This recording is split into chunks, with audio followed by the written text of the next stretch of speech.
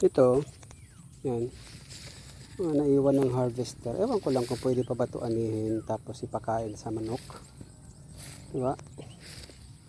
Meron pa ba itong butil na makukuha or wala na?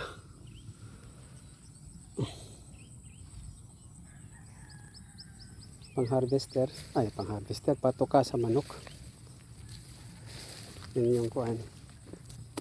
Maganda sigurong gawin. Pagka ito yung disadvantage ng harvester. Or hindi. Paras din pala ito kahit na minamanual mo.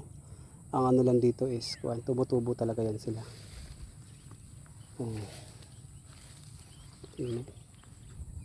Ito, hindi talaga ito naanihan. May portion dito. Ay, hindi. Naanihan din pala.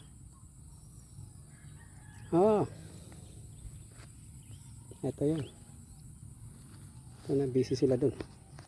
Isusum ba ito? Hindi pala masum. Kita sana natin yung survey ginagawa nila. Saan tayo tatawid? Ano ba kalaki yung property nito?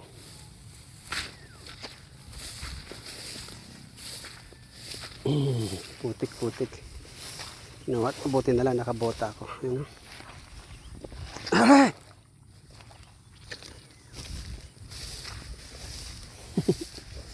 Lubog pala ako dito.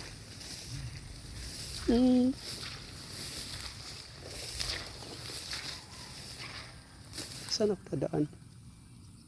Wala. Walang daanan. Baka lumubog ako dito. Matrak tayo.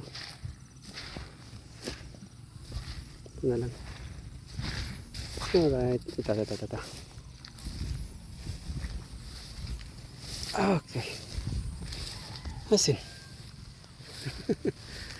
Ayan guys. Gusto ko malaman kung nasaan yung kuan. Mamaya makikita natin kung hanggang saan yung palayan na included dun sa property. Mula dun sa labas. Dito. Para makita natin.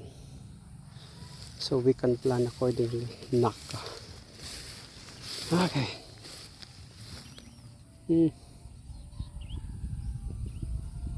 Alright.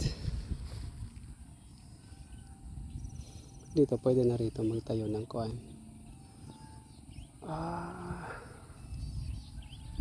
Alam ko, pwede kasi ko mag-poultry dito sa gitna. Sarap ito mag-poultry, mahangin.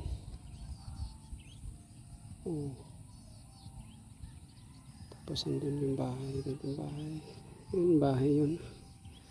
Ito, sa bahay yan. Tapos ito bahay yun. Dito sa likod, may bahay din na yun. Ganda sana kung yung property niya abot hanggang dito. Dito sa portion na to. Para dito yung poultry. Dito banda. Kaya malayo sa bahayan talaga. Ay. I think. Hindi na aabot. Sige, tingnan natin. Kaya sintayin natin. Kanina pa ako dito actually. Time check. 4:30. Kanina pa ako dito. Alas 2. So, alas 12 ako nandito.